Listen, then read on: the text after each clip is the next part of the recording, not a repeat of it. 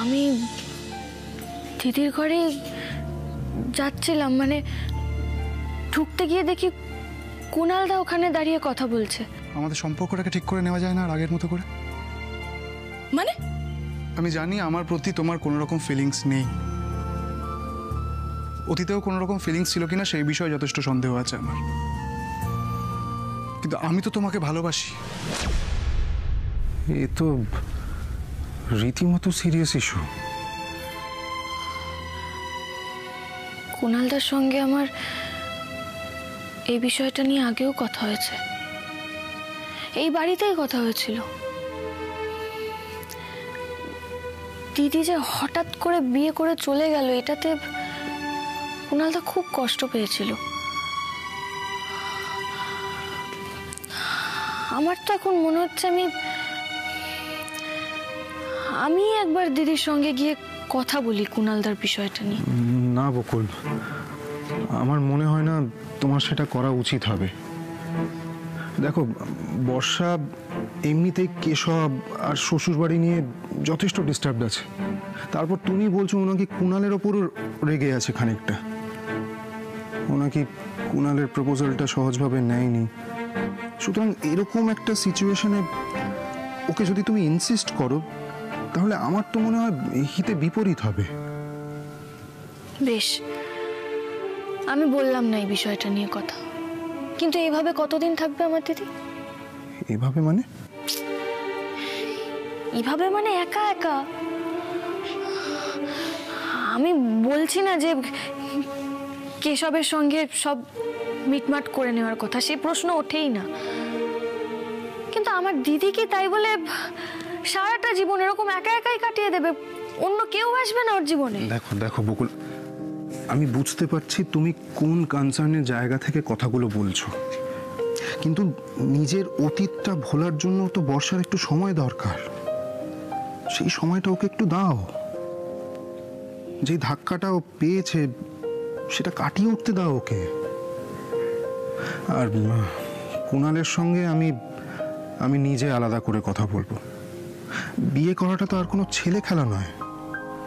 দেখো বকুল, আমি বুঝতে পারছি তুমি তোমার দিদির ভবিষ্যৎ নিয়ে ভাবছো, ওর ভালো চাইছো, আমি বুঝতে পারছি সেটা, কিন্তু তার আগে তো এটাও জেনে নেওয়া দরকার কুণাল আদৌ বর্ষাকে নিয়ে সিরিয়াস কিনা।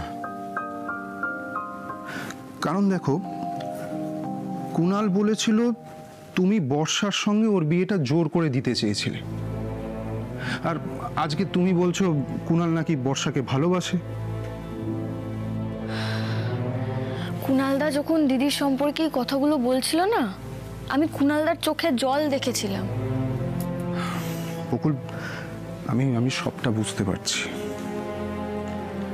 কিন্তু কি বলতো, কুণাল ছেলেটাকেও তো আমি খুব ভালো করে চিনি। সাংঘাতিক খামখেয়ালি মানুষ। না, তুমি আমাকে আগে একটু কথা বলতে দাও কুণালের সঙ্গে। আমিও আমার দিদিকে চিনি, ও ঠিক ওর মতো ওর জীবনটা গুছিয়ে নেবে। হয়তো চাকরি পেলে চাকরিও করবে। আমরা সবাই সব সময় ওর পাশে থাকবো ঠিকই, কিন্তু একজন কাউকে তো দিদির পাশে দরকার, বলো, যে সব সময় সব পরিস্থিতিতে জীবনের প্রতিটা পদক্ষেপে আমার দিদির পাশে থাকবে। নিশ্চয়ই। ঠিক তোমার মতো।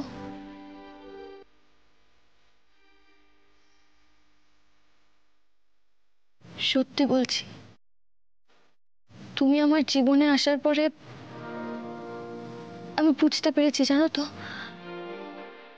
মানুষের জীবনে একজন ঠিকঠাক লাইফ পার্টনারের গুরুত্ব ঠিক কতটা। কত সময় তো হয় দুজন মানুষ একটা সম্পর্কে থাকতে থাকতে কেমন যেন হাঁপিয়ে ওঠে, খালি মনে হয়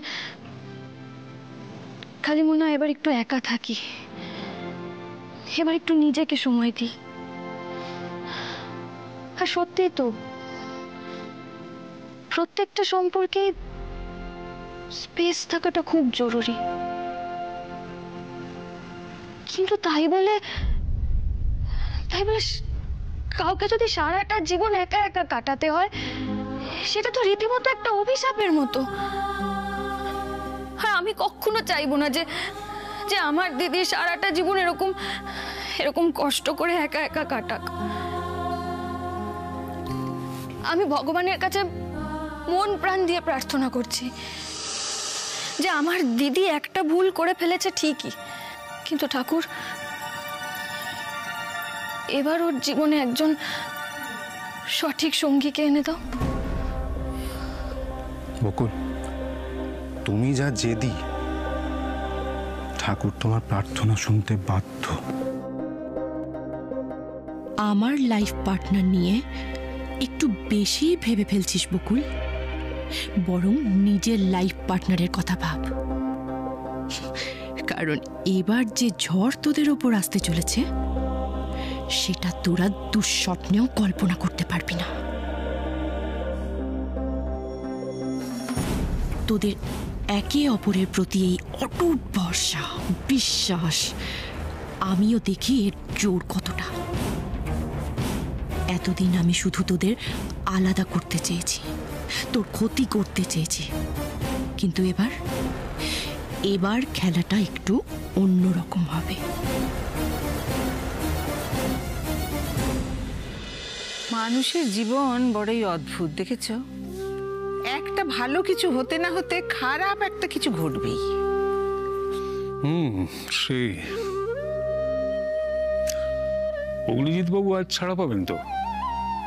হ্যাঁ, সেরকমই তো শুনেছি। খবরে কাগজ আসেনি? আসার তো কথা দাদা। যা,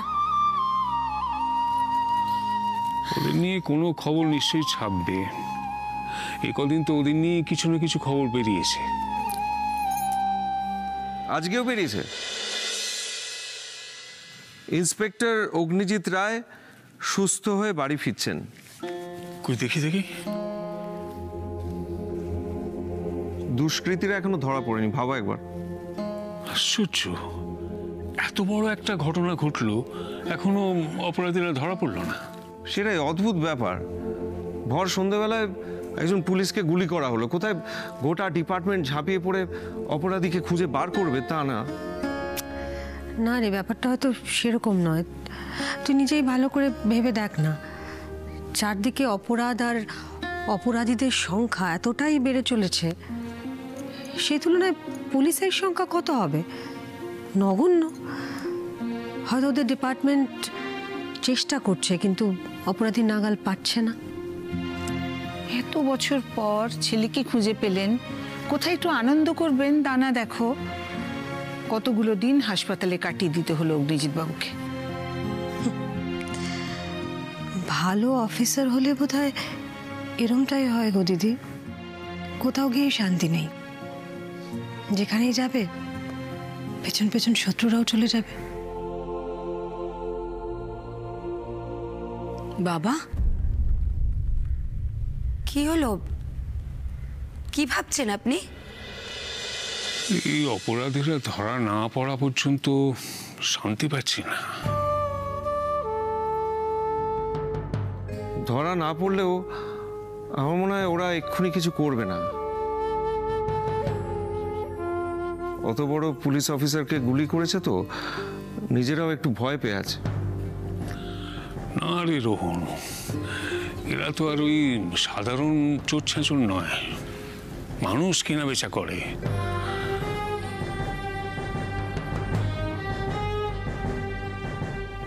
তাই আমার কি মনে হচ্ছে জানিস, এই যে ওরা চুপচাপ রয়েছে, এটা কোনো বড় ঝড়ের পূর্বাভাস। হাত পা গুটিয়ে বসে নেই ওরা। দুবার বকুল আর এই অগ্নিজিৎ বাবুর জন্য ওদের প্ল্যান ফেল করেছে, লক্ষ লক্ষ টাকার ক্ষতি হয়েছে। এটা এত সহজে হজম করবে না ওই কি যেন নাম, ম্যাক্স। বকুলের পুলিশে চাকরি পাওয়ার খবরটা শুনে যতটা আনন্দ হয়েছিল, এখন তো দেখছি ওকে নিয়ে দুশ্চিন্তা হচ্ছে অনেক বেশি।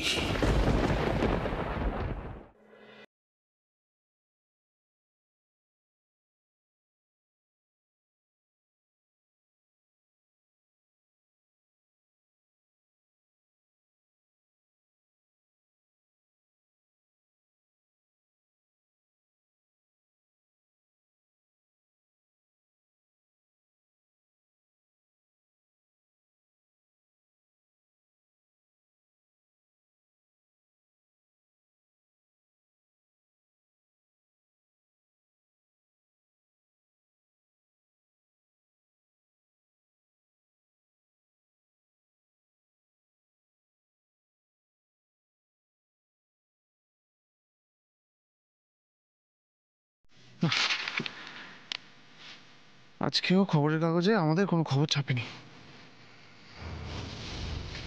নির্ঘাত বাবা ইনফ্লুয়েন্স খাটিয়ে খবরটা ধামা চাপা দিয়ে দিয়েছে। অন্য খবরের কাগজ দেখতে হবে কুনাল।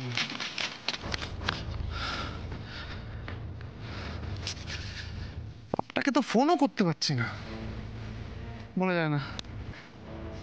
হয়তো পুলিশকে ফোন করে বলল, হ্যালো, হ্যাঁ আমার ছেলেকে আপনি তুলে নিন ওকে, ও আসবে।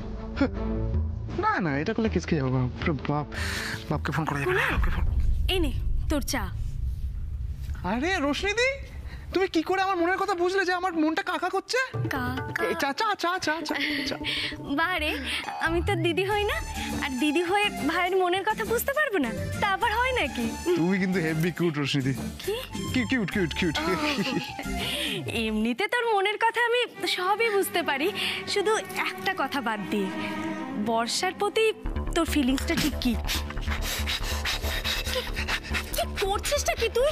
আরে দেখে খাবি তো, জিপটা পোড়ালি তো। কপাল পুড়ে যায় এমন সময় এমন প্রশ্ন করো, এমন সময় এমন প্রশ্ন করো, তার কি উত্তর দেবো আমি? কেন, উত্তরটা বুঝি খুব কমপ্লিকেটেড? একদমই নয়। বর্ষার প্রতি ফিলিংস আবার কি? বোনের মতো দেখি আমি, বোনের মতো। বোন? হ্যাঁ। তাই? হ্যাঁ। তাহলে কালো তুই ওকে জানু বলে ডাকলি কেন?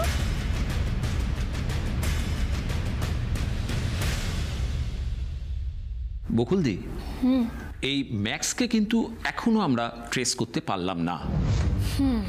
লোকটাকে কিরম দেখতে এটাও আমরা জানি না।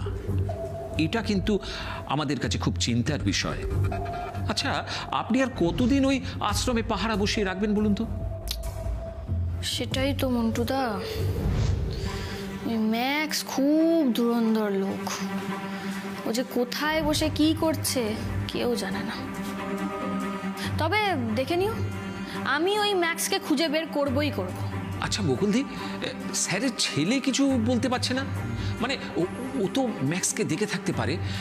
ওর বয়ান নিয়ে যদি আমরা একটা স্কেচ আঁকাই তাহলে? আমি স্যারকে জিজ্ঞেস করেছিলাম এই ব্যাপারে। কি বলতো, ওই অরণির ওপর দিয়ে এত কিছু গেছে না, মানে ও বেচারা এখনো ওই ট্রমাটার মধ্যে থেকে ঠিক বেরোতে পারছে না। আমাকে স্যার তাও বলেছে যে অরণির সঙ্গে কথা বলে কিছু জানতে পারলে নিশ্চয়ই জানাবেন। জানো, ওটা তো আমার সরি ভাই, স্লিপ অফ টাং। কি বলতো, এই সব দোষ আমার এই পোড়া জীবের। সল্টেড, বুঝলে রোশনিদি? রোশনি, এই যে ও হ্যাঁ রোশনিদি, ওই তখন বকুল ফোন, মানে হ্যাঁ সরি, এই বৌদি যখন আমাকে ফোনটা করলো না, তারপরেই সবটা আমার গুলিয়ে গেল। তাই? সত্যি নাকি এটাই তোর মনের কথা ছিল? মানে মুখ ফসকে সত্যিটা বেরিয়ে গেছে আর কি? আমি নাকি বর্ষা? যেটা বলছিস সেটা যদি সত্যি হয় তাহলেই ভালো। দেখ কুনাল, আমি নিজে তোকে বলছি, বর্ষা কিন্তু খুব একটা সুবিধের মেয়ে নয়। তুই যদি একবার পা হড়কেছিস তুই কিন্তু নিজেই মরবি, এই আমি বলে দিলাম। সেটা আমার থেকে ভালো আর কে জানে রোশনিদি।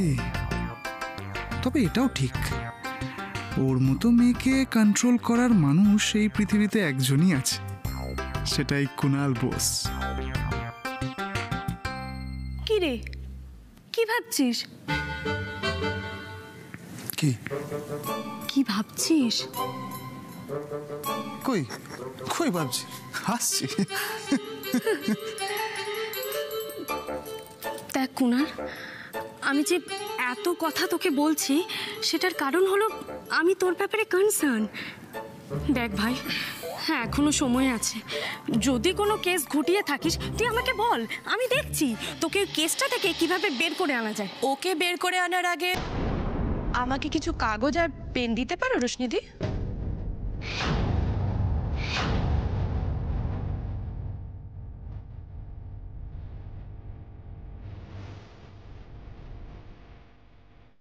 তুমি হঠাৎ কাগজ আর পেন নিয়ে কি করবে? লাভ লেটার লিখবো, পাওয়া যাবে?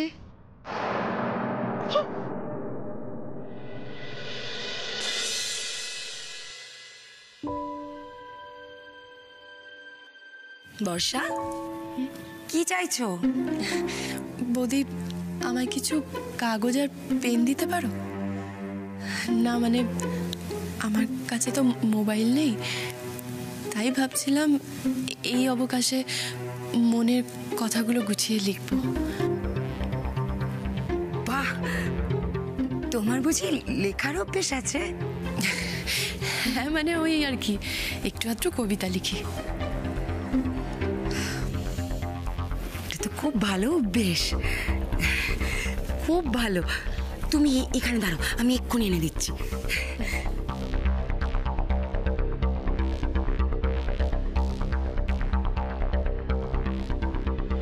নাও ধরো, মন দিয়ে কবিতা লিখবে, হ্যাঁ? আর আমাকে কিন্তু শুনিও পড়ে। নিশ্চয়ই, থ্যাংক ইউ।